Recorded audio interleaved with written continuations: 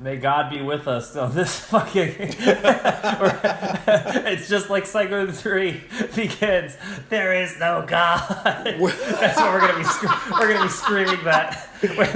We're gonna edit that into every episode. 20% and below. 20% below. We're gonna start the podcast. There is no God. Oh God.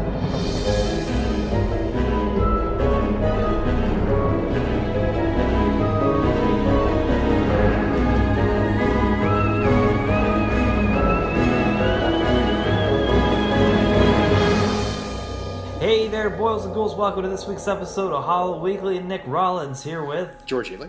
And today, are we announcing one of the coolest goddamn ideas in the world?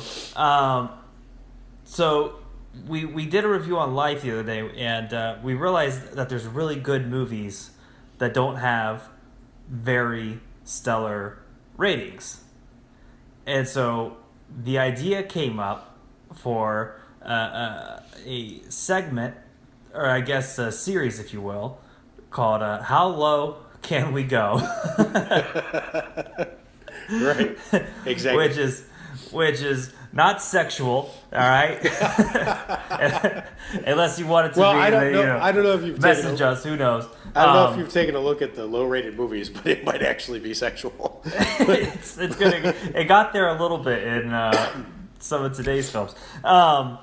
So the idea is how far down we used Rotten Tomatoes as sort of our barometer of like what of a general movie's ratings. I know some people don't like Rotten Tomatoes. I like it. I usually agree with like the scores most of the time. Well, it seemed more accurate than IMDb in terms of where I thought movies that I was looking up would be rated. Right? Yeah. But with some really, really glaring exceptions, which we're going to come into here. Yeah, like right? Next. But the idea here is, it's not easy to make a movie, and horror movies get like shit on all the time by critical consensus and et cetera, et cetera. So we're challenging ourselves to go 1 percentage point at a time from not fresh, which on Rotten Tomatoes is 59%. Down to 0 and watch one movie that's rated at each percent, 59, 58, 57, etc., until we get to 0, and try not to kill ourselves with frustration, and find things that actually, if they're not great all around, at least have watchability elements, or they're underrated for some reason, or maybe they don't deserve the rating they got. So obviously, the quality of the movies as we proceed should go precipitously down from where we're starting, right? Which means this might get a lot more painful for us as a experiment. We're probably going to start regretting this around the 20s, right? But for the time being, we decided let's challenge ourselves and go down to 0 and see how low we can go. How low we can go. But starting it off, 59%. We watched Psycho 3 and Scream 4. Yep, Scream 4 was 59%, so that's 59, and Psycho 3 was 58. Yep. And well, starting with Psycho 4 or Psycho 4, Scream 4. Well, before we dive in, just real quick, I have not. So Nick and I have not scanned out what we're going to watch beyond the next 2 after this. We don't have any idea what's awaiting us around the corner in the 40s, right? So, eager to find out. But what jumped out to me here was we had some options at the 59-58 rating, right? Well, the purpose of this exercise is to find stuff that we think is actually good or won't kill us to watch, right? So we happened to have it be 2 sequels, right? Yeah. Or sequel to sequels. So, but Nick, I just want you to use your crystal ball before we dive in, just to close off the how low we can go, prediction thing. How many sequels do you think we're going to watch on the way to 0? Jesus, I think we'll watch all the sequels to every film. I don't think we're gonna see like the first run of a good flagship series below. Well, actually, I lied because we know what's coming up just a few notches down, which I don't agree with. So, I think a lot of them will be like the third and fourths. Yep. But I don't know. That's the thing. It's tricky. It just depends each franchise. Like I actually liked Psycho 3, like a good chunk of Psycho 3. You know, so, and I never would have expected, like, out of all the films, like, you think there should only be like one Psycho and then like Bates Motel. Right. So I don't know. I think we're gonna get a lot of sequels. More sequels than we want. I think so. If we're watching 59 movies, I'm gonna make a prediction now on day one that we're gonna watch 21 sequels. It's my 21 sequels. 21 out of 59. Are we gonna price this right? That's yeah. Let's. Totally. Because we're gonna see 22. All those years of watching game shows paid off, Nick. You're gonna. Yep, every day. So what the cool thing is, one of the things I really like about doing this is there are things. There's only enough time in a lifetime, right? So there are things. As much of a horror fan as I am, there are things that I've missed. And what was cool to me here was when we picked these two, we discovered that I had seen Psycho 3, but not Scream 4. And you have seen Scream 4 and not Psycho 3. Yep. Right? So we each saw something new for the first time this time. So, all right, cool. Let's kick off Scream 4. I'm excited. So, hit me. First of all, I wish Scream 4 would have gotten that 1 percentage point just to be in the fresh. Because it really is really fucking good. And to be honest, I think it's comparable to Scream 1, in my opinion. Yeah. I think it's just as solid as a flick. I think you're right. I think it just landed in a different time period, but I don't think I think they're interchangeable. If Scream 4, it's meta. It's more meta than Scream 1, so like it's hard to do the imaginary like whatever. But if Scream 4 had landed in 1996, it would be the legend. It would be the movie, right? Like I can't tell much of a difference between the two in quality. Yeah, and it's great. It's a Wes Craven. It's not a vampire in Brooklyn. or Cursed. But it's like it's great Wes Craven, and it had Neve Campbell, Courtney Cox, David Arquette, and the one lady from Scream Queens, Roberts.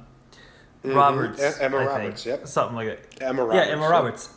Yep. And they're all great, and I think it even has the Macaulay Culkin's brother in it. I think.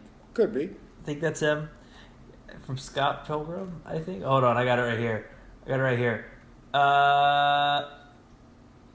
Even Kristen Bell was in it. See, there's. Yeah, no, it's a great cast. Kristen. And that's Paquin. Yeah, absolutely. And Hayden Panettiere. Oh yeah, that scene sucked. Alison Brie. She's like I forgot about her. Yeah, she was great in that too. Just the cast in it is fucking stellar. Yeah, and so here's the things. I'm not sure that I Rory Culkin. Okay, there he is. I'm not sure I was the biggest fan of the triple kill to start out the movie. Like, I got why that was there, right? Yeah. But I felt like the second one was super weak sauce. Mm-hmm. Right? Like, she's just sitting there on a couch and she's like, nothing takes you by surprise, and then she stabs her with a knife and she's like, just watch the movie, but she's clearly not going to be watching the movie because she's dead. So it was, I don't know, that one's kind of not the best, like, whatever to me. But then, all the little call-outs that were happening, the use of the garage, right, which is like, right, and then we go into the movie, and that's when I started to realize that we're dealing with something special here, right? Because there's a couple things about Scream that's interesting, just as a horror like logistics. So first of all, I can't even think of another franchise that didn't change its name and just did numbers. Right? This is the only one, right? All the other ones end up with like New Nightmare or Takes Manhattan or whatever. They didn't just do like 1, 2, 3, 4. Right. Mm-hmm. Even the logo for it, I thought was really slick. Right, where they put the number 4 in the name. With a knife. Yeah, which was cool. And then I realized that I'm fighting a cold. Sorry. Then I realized that I'm looking at a movie that's 4 movies down the line in the franchise, and all the original characters are back. Yeah, I remember when the God, I even forgot about this memory. Like being a van during, I think it was, when did this come out? I just remember like in I was near the end of high school, I think, and I remember we were all talking about who the killer was, and someone was very headstrong in the idea that Nev Campbell was going to be the killer. And so when I watched this, I was like waiting for it. And again, the 4th one in the Scream film, they still it still got me on who the killer was. And Yep. I even brought up the ending scene where Emma Roberts gets the shock paddles to the dome. I love that. That was I love how Courtney Cox played that. That was my favorite, where she's like, can I have one last word? And Emma's like, what, please? And she's like, no, clear. And then Nev Campbell goes, clear, and like hits her with the paddles. It was like watching a good team at work, right? Like like Courtney and Nev are just like, they were never going to lose, right? I love it. That's what you realized. You felt like Wes Craven's sick enough to maybe turn that on its head and pull a Psycho. So you never were super comfortable, but once it happened, you were like, they couldn't lose. Yeah, like they kept you like on the edge of your seat till the very end, which I like since 1996 with all the characters. So I think it's safe to say they did a pretty damn good job. So, but here's an interesting thing I wanted to kind of chew over, because there's a moment in the beginning where it makes me almost forgive like the triple kill thing, where the fake people in the movie, which is either Stab 7 or 6 or whichever one it is, they're talking to each other and they're like, did you pick a scary movie? And she goes, yeah, I picked Saw 4. So first of all, hilarious that it went to 4, right? Because that's where we're at right now. And then she goes, no, boring, boo, Saw's like no character development, like you don't care who dies, like whatever. And the other one's like, well, I liked it because Jigsaw's really creative how he kills people, right? So now you have a movie where everyone who dies in the movie is going to die from a knife wound, right? Mm-hmm. And except for, with the exception of the villain at the end.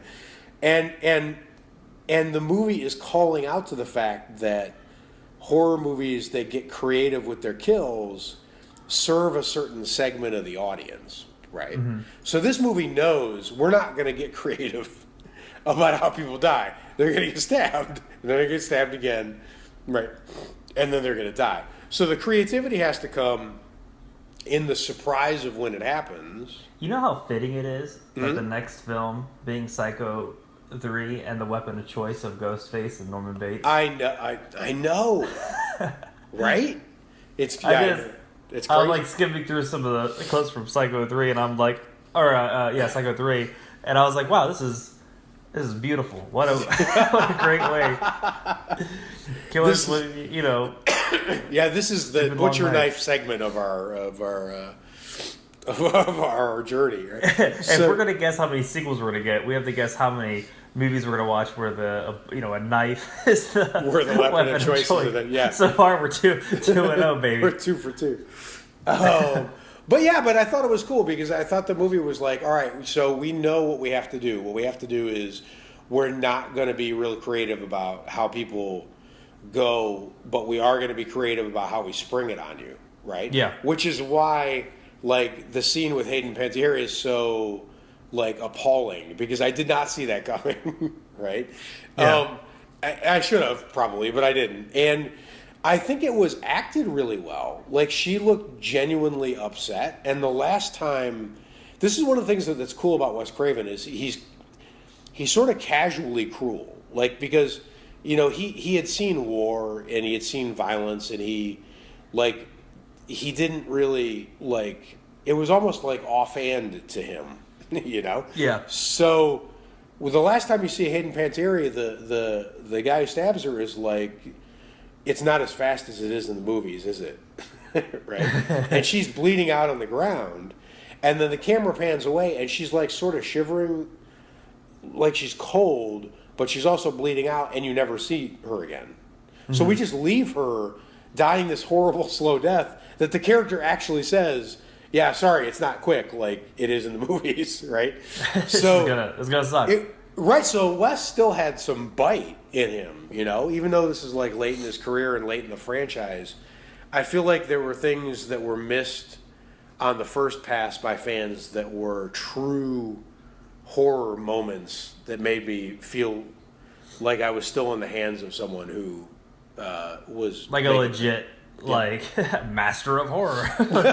Right, totally, which I thought was great. And then the ending itself, it's hard to stick that last line, those last lines. They can be super corny. So, as a matter of fact, we're going to run into a couple of those in Psycho 3. Oh man, I got a lineup that right. I have. You could probably guess what my favorite line from the movie was. I have two, right? So I'm sure one of yours is that one, but I love because Sidney is authentically a badass, like one of the greatest horror characters of all time, and at the last scene in the hospital, she kind of slumps down on the ground and she is facing Emma Roberts, who's clearly dead because she just shocked her and shot her, right? Mm-hmm. And she looks her straight in the eyes, and she's like beat up and bleeding or whatever, but she looks her straight in the eyes and she literally says, I don't know about you, but I feel a lot better. Right? Because I got to take you out. Right? And the corny line was, you forgot the first rule of sequels, don't fuck with the original, which was great, and she delivered it great, but, that was so, took you out of, being in a movie moment that I wasn't, didn't sure how I felt about, whatever, but that line where she looked at her straight in her dead face and was like, I feel great, was just the perfect Sidney exit from the franchise. It had to be it had to be a cheesy one-liner done perfectly. Yep, totally. But not too cheesy, and I think they stuck it. I think that was the thing. Yeah, it was perfect. No pun intended, was stuck it. So so Scream 4, you tell me, because you've seen it a couple times, it holds up from your first viewings, yeah? Yeah, I still really enjoy the movie. Like I said, I think it's on par with Scream 1. I like the opening to Scream 1 more, but yes. Past that opening scene, the rest of the film with the characters and the who's Ghostface, this film still holds up. I love it. I wish I could just get a review on there. It's too late, but just give it that one more positive review, or however many it needs to just get to the fresh rating. All right, well, Scream 4, make a comeback, get up back at the fresh rating. So that's Scream 4. Now it's time to check in. All right, so that's the first bar. That's the first bar of how low can we go, and so far pretty damn good. Pretty damn, yeah. We're not suffering yet. That was not really yet. And so Psycho 3 is 58%, correct? Yep. All right, so Psycho 3, where do we? Yeah, you've seen it more, so you talk about it. You lead this dance, because. All right, I love this movie. I actually think it's better than Scream 4, so don't get mad at me. No, seriously. Because Scream 4 is a polished, it's a thrill ride,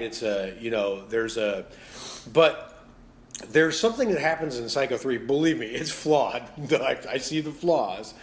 But there are things that happen in Psycho 3 that first of all should send a chill down the spine of any real horror fan, like probably not many other franchises could ever pull off, right? So Norman finally stands up to his mother.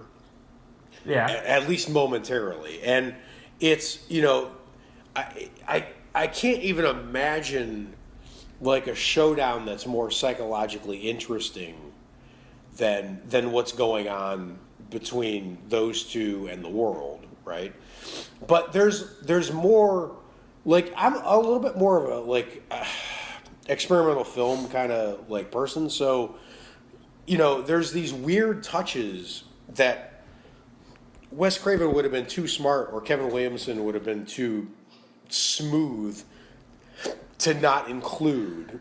They would have never let him in, right? But because you can even argue whether they work or not. But first of all, I've never in my life seen a movie that started with someone screaming, "There is no God."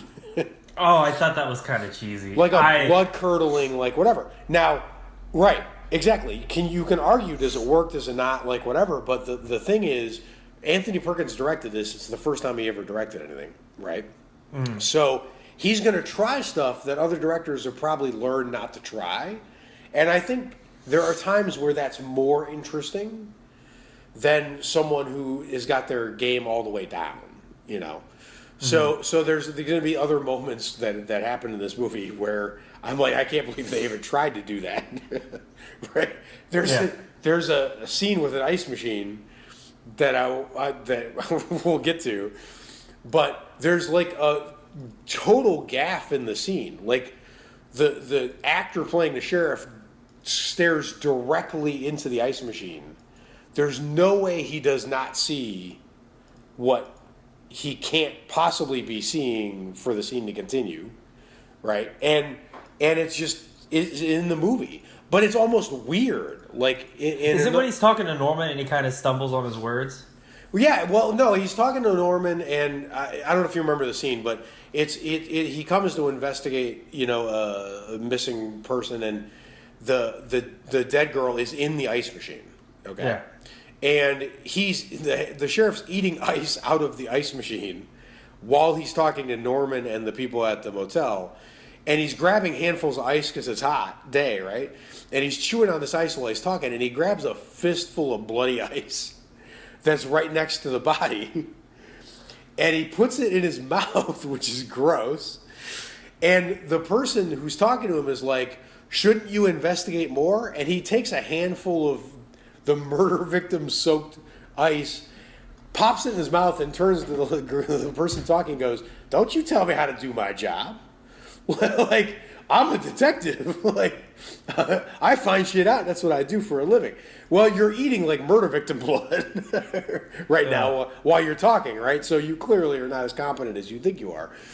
But there's a hand in this ice machine, and you can clearly see it. And he looks directly at it and doesn't react to it, which is a total mistake. But it's one of those things where I feel like a better director would have left it out. Yeah. But it actually made the movie more interesting to me because I was like, do I have to... is he just that dumb? Right? Like, or is he... like oblivious. Well, he does say when they do arrest Norman at the end, he goes, I was on your side. I didn't want this for, like, he mentions that, like, yes, he was totally like hoping Norman wasn't as fucking weird as he was. So maybe it was intentional, like. Yeah, but that's what I'm saying is it leaves you wondering in a way. Like, there's no moment in Scream 4 where I thought to myself, I wonder if Wes Craven meant that to be there, right? Because there is no moment like that. He meant all of those moments to be there, right? Yeah. But there was a lot of great shots in the film, as well. Like they especially. I just want to hijack for a second. I love how when the woman meets Norman, it's that same. Like, they recycle a few shots from Psycho, but, like, not to the extent where they're like, hey, remember Psycho back in the 60s? Remember that film, guys? Like, they did it just enough to where, like, it was just as, like, iconic, but, like, it served a purpose as a story, and it wasn't trying to piggyback off the success of Psycho. I mean, obviously it was because it was Psycho 3, but it wasn't like they were trying to, like... honestly, I don't think it was at all. I think, and that's the point, is that Anthony Perkins said that the only reason really he did Psycho 3 was that he didn't want to hand control of the franchise over to someone who didn't care, where it would just turn into a shit show, right? So he cared. Like, he thought it through. He knew what he wanted to say. He didn't copy Hitchcock. And the movie is funny. Like, it's darkly funny. There are some really funny moments in there, you know? It's really not a bad flick. Like, there's a lot of shit, like in the beginning, I called you at the minute 43 mark, and I was like, holy shit, I didn't expect that to happen. Like, he basically, like, threw in, like, a Vertigo scene in the first minute of the film. But, it was kind of like a oh shit moment, which I thought was great. It's sort of the other storylines within the film sort of get kind of weak sauce, but overall, like, I kind of liked it. I didn't like the Drifter dude, and I didn't like. No, I didn't. I thought he was weak. He was weak, and I didn't like he got hired because that didn't make sense at all.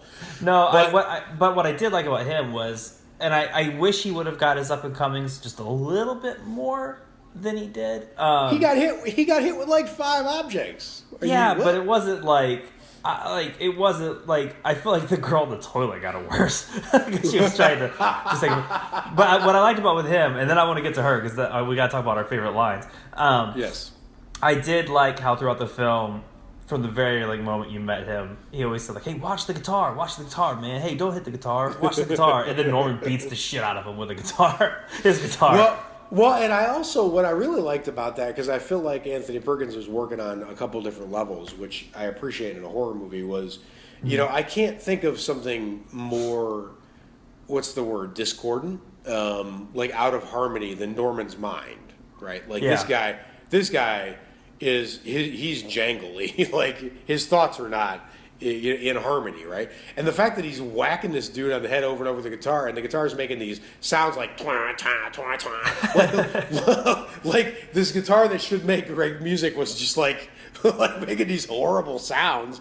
like I felt like it was really fitting for like what Norman is, that's how that should go, And I really, really liked the shower scene tease, because you've got, I mean, it goes back, I mean, it went on for minutes, right? It was almost a little much. It was the idiot gives the girl room 1, Norman flips out, he's like, you put her in suite 1, well, even before that, when he sees her in the diner, it cuts back. Yes, right, totally. It's like, so it leads you up. It's like, hey, this iconic scene. It's obviously still fresh in his head. Yep. Then it goes to what you were just talking about. Sorry. And then she takes a shower, and then he comes in, and you're literally seeing a shower curtain. He's wearing the dress. You're thinking to yourself, are they brave enough to just do this again? Another shower scene, right? And he rips back the shower curtain, and she slit her wrist, and she's drowning in her own in the bathtub in her own blood, and she's hallucinating that Norman is becoming maybe the nun that died. I don't know exactly. It to me, it looked like it morphed two times, from some heavenly figure. Because it looked like the Virgin Mary, whatever the fucking the guy had on the hood of his car. It looked like that, and then it looked like an actual nun or a priest or whatever the fuck it was. But what I thought was really cool was, first of all, what happens way more frequently in seedy hotel rooms is that people kill themselves, rather than they get killed by people wearing dresses. Yeah. Right. So it's like he moved the franchise more towards, here's some real sick shit that happens, right? Uh-huh. But also, it was almost relief's the wrong word. It was interesting to me because what happens is, in most horror franchises, here's how most horror franchises go. They go where Jason or Freddy, they're unique in some way, right? Mm-hmm. So Freddy, he can manipulate dreams, and he lives in the boiler room and whatever.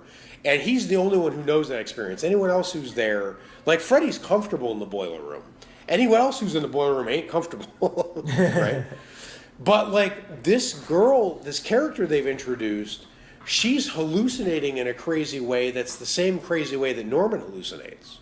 Like, there's nothing less crazy about seeing the Virgin Mary approving your suicide bath move than there is in Norman thinking that his mom's talking to him. They're equally crazy, right?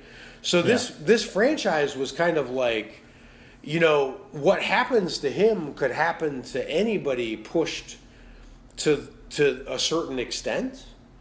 And then that means that there could be a lot of Norman Bates, right? Yeah. And there can't be a lot of Jasons or a lot of Freddys. So I almost got a chill when I was watching that. I was like, is this movie telling me that, like, this could happen to, like, a lot of people? Yeah, you got to go through some shit, though. You got to kill a nun, get lost, straight into the desert. You do. But it was cool they introduced it, right? That was, you know. But one thing I got to clear up, though. Yes. The homecoming game. Was that supposed to be high schoolers or, like, a college thing? I have no fucking idea. That was. I want to say college because the guy who was really every guy in that film was like, except they were just like all rapey. It was really weird. Yeah, that was weird. The guy who said he was like, "I'm the linebacker. You're a cheerleader." Like he looked like he was like 40, and I was like, "So it's just." I mean, it does not serve the plot at all. No, that was know. That was but a I rookie need mistake. to know on a personal level. No, that was total rookie mistake. That got that dude, and they did not belong there. In that was. That was what I thought was the weakest part of the movie, but like everything else was like pretty tight. My favorite line actually connects to what we were talking about, which was she tries to kill herself in the shower. It literally looks like a scene from The Shining for a second. There's blood everywhere, right?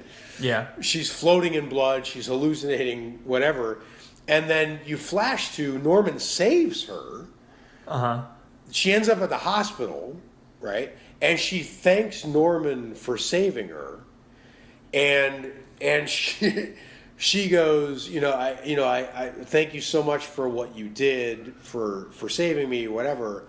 And he's like, well, I couldn't have that happen in my hotel. It'd give my place a bad name. Oh, yeah. Right? No, that's my favorite line. And then she goes, yeah, but I mean, coming in and seeing that must have been horrible for you. And he goes, I've seen worse.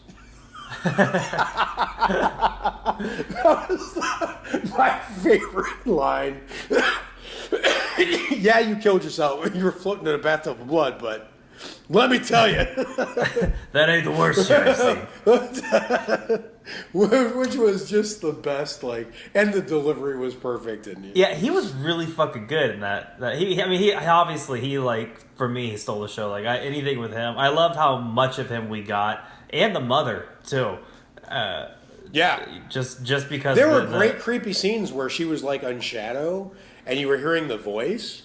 Or like when what's her face saw the lightning strikes and she saw mother at the window. Yes, that was cool. I really like that. Yeah, shot. But that's the thing is she's like badass. Like there was a scene where they were shooting the mother in shadow, and the camera was moving down so that you were seeing her from lower and lower.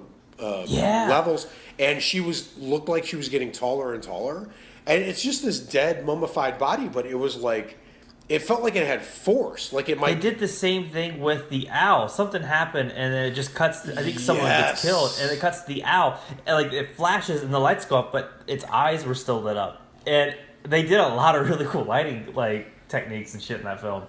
Yeah, totally. How'd you like the introduction to him? Did you catch it? Oh, of him like waving like on the thing, or no, with the birds, with the birds, like the birds were eating obviously like some kind of poisonous shit, so he could do some right. So, but here's the thing about Norman, right? So he's poisoning the birds, but he's in his house doing his taxidermy shit to the dead birds and eating, and the one bird doesn't die. And so it's like moving around in the bag, and he gets genuinely spooked, right? Because I don't think he can tell reality from not. Like, who knows what's going to come out of that bag? His mom, like the old couple from Mulholland Drive, he doesn't know what the fuck's going to come out of his bag, right? So he's freaking out, like this bag's moving, and then the bird pops out, and he walks over, and it was my favorite moment of the whole movie. He holds his hand down, and he holds it to the bird's feet, and the bird walks onto his hand, and he walks outside and lets the bird go. Yeah. Right? Because Norman plays fair. Like, I'm gonna poison you because I need some dead shit in my house to make myself not feel lonely. But if I try to kill you and it doesn't work, that means you were meant to have a chance, right? Yeah. Like off you go, right? So like it was this weird moment where you could see that Norman is like struggling with what he actually is. Yeah. Mm-hmm. So with his illness. Yeah. Yeah, but it was just such a cool like the way they filmed it. Like these birds are. They couldn't do the message at the end of this movie like no animals were harmed. I mean, those birds were dropping off this thing into like gravel like they were. Yeah, no, the way they cut it though was pretty slick. Like they fall to the ground, then the camera pans to the right to see his feet, and then it cuts back to the dead bird. So yeah, totally. But they did not draw back on the like another movie would be tasteful about it. It would be like the birds were like on the thing, and the next thing you saw them, they were on the ground. But no, like Perkins shot it like he was like, I want you to see each one of these birds look confused, then scared, then drop, then hit the dirt, right? Like it was not pulling punches. I was impressed by how brutal it could be, including like the scene you were talking about with the toilet, whatever. Listen, I haven't laughed. That was like so fucking hard. Well, yeah, but there was like dark comedy slapstick in this. Like when he beats the guy to death with the guitar, there's a cartoon playing on the TV. And like I don't know who the fuck it is, Woody Woodpecker or something. It was Woody the Woodpecker because the mom laughs at him and it's him going like, and he's like, don't laugh at me, mother. And he thought his mom was laughing at him, but it was that was great. All right, what was your favorite line? So my favorite line, because I couldn't believe it, it was just so funny. It was, for some reason, like the most uncomfortable like Foley noise in the world is of someone taking a piss. Every time I hear it, I'm like, no, no, no. But for some reason, like the girl just goes to like take a piss. And then someone walks in, you find out it's Norman in Mother's outfit. And her line is, oh man, you about scared the piss out of me. But that's not even my favorite part. All right. So then he takes the knife, slashes her throat, right? Yep. She grabs like the toilet paper, it rolls down, and then the fucking shot, like in the shower scene, how the knife stabs like past her, fucking stabs and like cuts the toilet paper, and it falls to the ground. And I lost my shit. God, dude! Oh my god, that was the weirdest moment in the movie to me because that knife stab looked like it was on purpose, and I swear, Nick, I swear to God, the first thought that popped into my head was that Norman was economizing. Like, don't waste my toilet paper, bitch. Just like fall on the ground and the whole thing spinning, like he cut it off. He was like, nope. This rooms are $29.99 a night. You gotta pay for itself.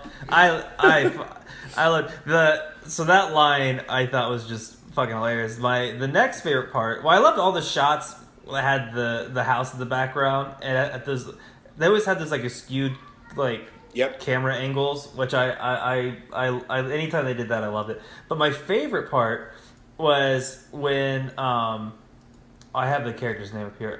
Was when Maureen she falls in love with Norman, right? Like yes. I'm not totally like, okay. Absolutely. So she totally falls in love with him. My favorite fucking part of the film though, and I didn't catch this until rewatching the scene. Like it's super fucking obvious in the film, but they don't like call out to it to where it's like super cheesy. But when she goes to Norman and she's like, she realizes she's in the lover's trance. When she's about to walk up the stairs, the camera pans past like this like Cupid. Yep. Yep. Little statue with an arrow tip, and I love the fact that the way she gets it's by getting it in the back of the head by a Cupid arrow. Well, she gets it back. Yeah, she gets it in the back of the head, and she gets it from falling, which is. What she caused, it does right? the psycho stare scene, which always disorients me because it's just really trippy. And it's so fast, like right, like the Martin Balsam original. I feel like takes longer. Like she's down the stairs and like arrowed in the head in like no time. Like, yeah, I really liked how they they killed her off. I really like that. The investigative reporter I thought was Totally weak. Boo. totally weak. Her and what's the guy's name? Fucking Dwayne, or whatever it is. I didn't like him that much. No. I thought he was like, I don't know, the whole rapey thing. I was like, you can't really redeem this guy to me. Like, No, that was. oh, and he said he had a bunch of shit lines. Like, what was it? He was talking to Norman about hiring, and he's like, come. And Norman's like, come in the back with me. And he's like, the spider said to the fly. I'm like, shut the that fuck was up. terrible. No one says that shit, you idiot. That Like, was terrible. That was terrible. You're totally and, like, when him and the investigative reporter were talking in the bar, he said a bunch of, like, really dumb shit. And I don't know. He just, I felt that like was terrible. To be honest with you, I liked his original car scene where he picked up the nun, just because I thought it was really gothic and creepy the way it was filmed, because his car was a shithole, and it's a terrifying thing to be making a choice between being in shelter with someone who's terrible or braving it on your own. And when she gets out of the car, she's like, just give me my suitcase, and he throws it in a puddle. And it's a great character moment for her, right? Because, like, you're about to find out that the world is shit, right?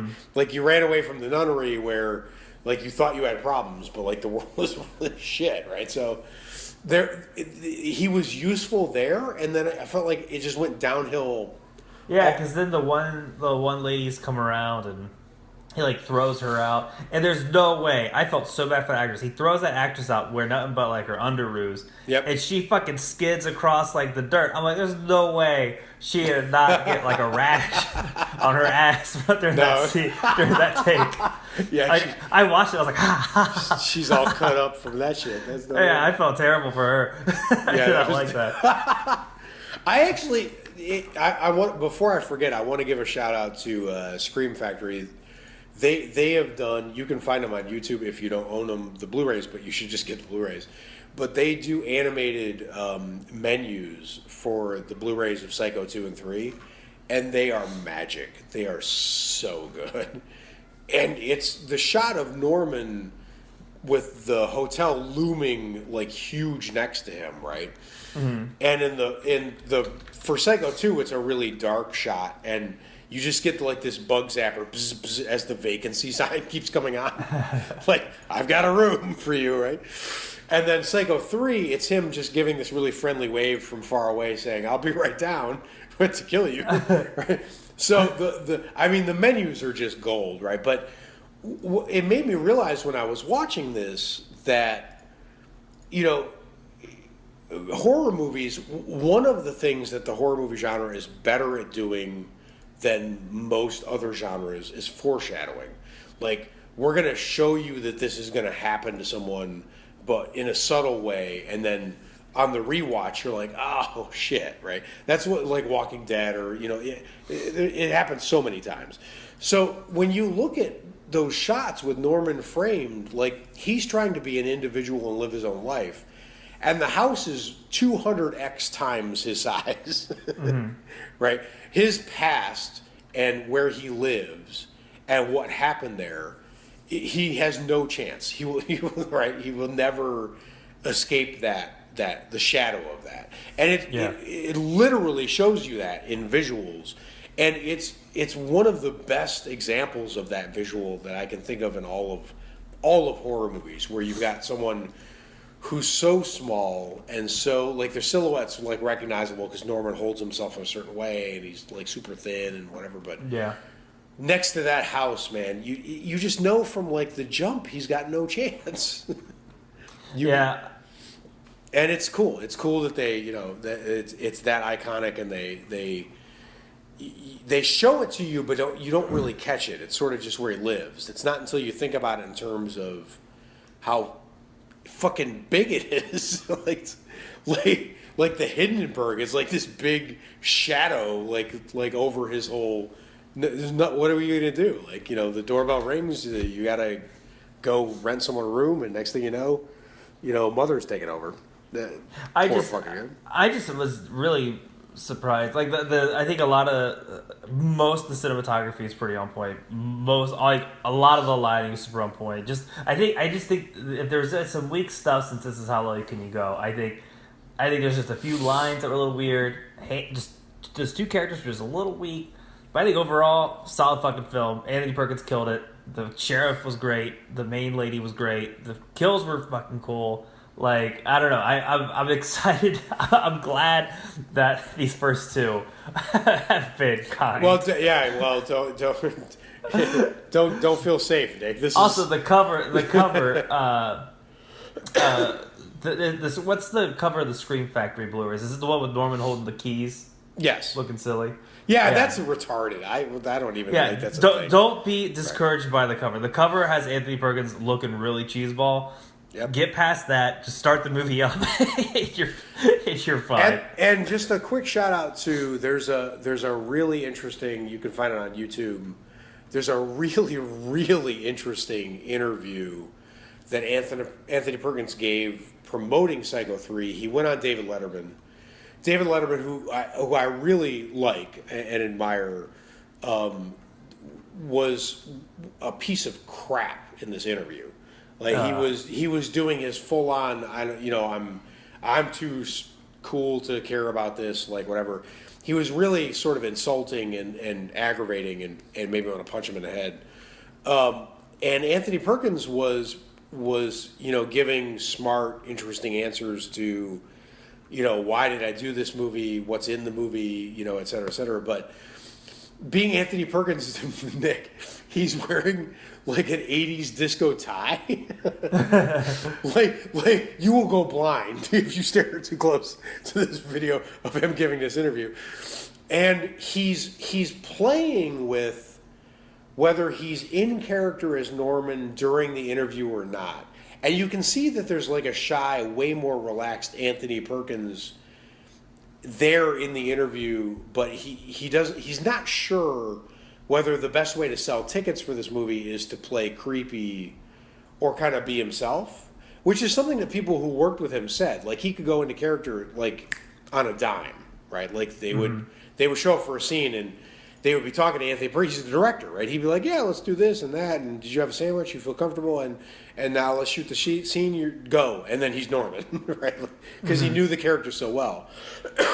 So in the interview, he's kind of doing that, but there's an amazing moment in this interview with Letterman where Letterman goes, what happened to the girl in the ice machine? And Norman goes, no, Letterman goes, what happened to the guy in the ice machine? And Norman goes, well, if you've watched any Psycho movies, Norman doesn't kill guys. And then Letterman goes, okay, well, what happened to the girl in the ice machine? And he goes, well, she met like an untimely end. And Letterman goes, well, how? And he goes, mother's really attracted to cutlery?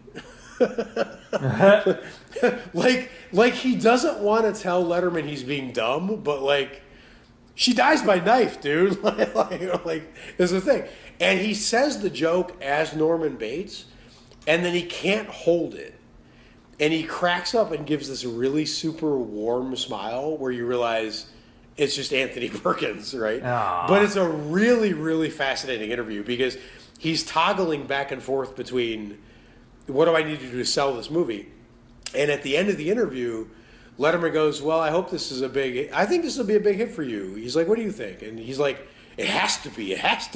And Letterman goes, what do you mean? And he goes, well, this, my friend, whoever sent me a message, and he goes, oh, I heard you're doing Psycho 3, so, I'm sure that's fine. You're not risking anything except for your entire career. Right, so he felt like a lot was on the line making this, and he wanted to do a good job. He wanted to be like not like shitting on the original, right? And you could tell he felt like a lot of pressure, and I think he really pulled it off. But the interview is really interesting because it's another level of acting where he's like, all right, I put 2 years of my life into this. Now how do I sell it?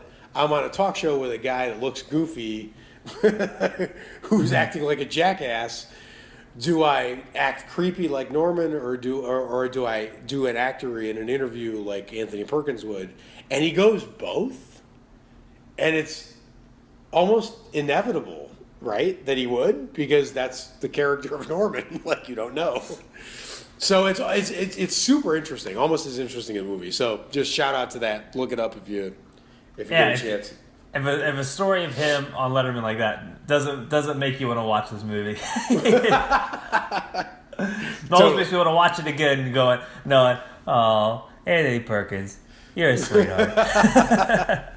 All right, so now we go. Right, I know. Down we go into the depths. We've moved past the safe zone of 59 and 58 fresh. Not fresh, right? So we're going to do 2 movies per episode. Nick, tell them where we're headed next. Well, I don't know. I don't have the list in front of me, so I know where we're headed next. So we the only thing we figured out is what we're going to do for 57, 56. We have those nailed down. After that, we have no idea. So hit us up on our Facebook page at Halo Weekly. Give us suggestions. If you know of low-rated, underrated, critically scorned horror movies that you think are great. Exactly. You enjoyed, had really watchable moments, please give us suggestions. We're going to need the guidance. This is a lot of work to find all these. But next week, on our next episode, what we're going to be watching is the movie The Mummy from... That's right. I didn't know which one. I knew it was The Mummy. I didn't know if it was 50... I think it's 99. It's what? The 90... No, I didn't know what percentage. I didn't know if it was the 50... Oh, yeah. Or 57 or 56. Yeah, I knew it was The Mummy. Yeah, sorry. So we're going to The Mummy, and then we're going to Hell Night, starring Linda Blair. That one I haven't seen. The Mummy I've raved about on the show. I love, and I was sad to see that it's at 57. Mm-hmm. Right, 57. I think that's a crime against humanity. Hell Night, I have no clue. We need to view that and then give our reactions. But I mean, it's got Linda Blair. So I've seen part of Hell Night. I liked what I saw. The question is going to be whether it's good all the way through or whatever. Right, but it's the thing that's interesting to me is that even finding the version, because we're going to run into this in our project. Like, what I saw online looked like dog shit. I felt like I was looking at a movie through a telescope that was showing me something through the drowning helmet from Life. So, so we got to see if there's even a watchable version of this. There is a cover. There's a cover of Hell Night that looks like it was published by House of Horror. I don't know if they're still around. It looks like an old fucking thing, but the cover for it is fucking killer. It's like a skeleton playing a violin, and the bow is dripping blood. Oh shit! It looks cool, but then there's the one, but that doesn't look like Hell Night. But that doesn't. That's so weird. Like, the cover of it does not have Linda Blair, but the back of it that has stills from the movie is Linda Blair. But then, like, the actual poster is Linda Blair. Oh my god, this movie's all over the place. What is happening? Well, this is what happens when you venture out of fresh. Oh, so, Lord have mercy. This is gonna be something. This is gonna be a journey, but we're gonna have fun doing it. We'd love for you to join us on it. Throw us comments on the Facebook page. Let us know what we should watch next. And check out Psycho 3 and Scream 4. They deserve it. Psycho 3, Scream 4, and may God be with us on this fucking... It's just like Psycho 3 begins. There is no God. That's what we're gonna be screaming that. We're gonna edit that. We're gonna edit that into every episode. 20% and below. 20% below. We're gonna start the podcast. There is no God. Oh God. Well, we just came back from Vegas, and I can foresee Vegas doing odds on Nick and I tearing our eyeballs out as we head towards odds 10%. are high. Odds are high. And then Awesome. what's great is once we finish the movies at 1%, we're gonna be live streaming us getting lobotomized. So it'll be a treat for everyone.